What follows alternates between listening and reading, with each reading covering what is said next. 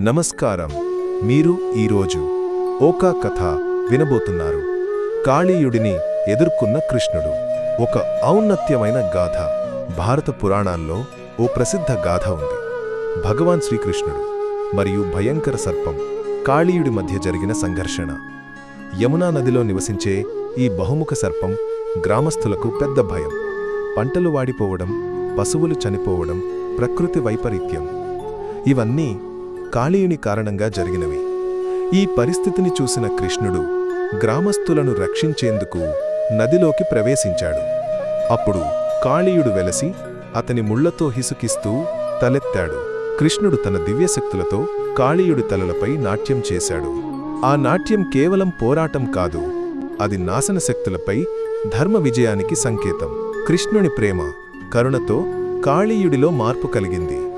అతడు తన తప్పును గ్రహించి శాంతిని, భక్తిని స్వీకరించాడు. గ్రామస్థులు ఆనందంతో చూస్తూ కృష్ణుని జయాన్ని సంబరంగా జరిపారు. ఈ గాథ మనకు ధైర్యం, ధర్మం మరియు ప్రేమ శక్తిని గుర్తు చేస్తుంది. కృష్ణుడు మాకు చెడు మీద న్యాయం ఎలా విజయం సాధిస్తుందో చూపించాడు.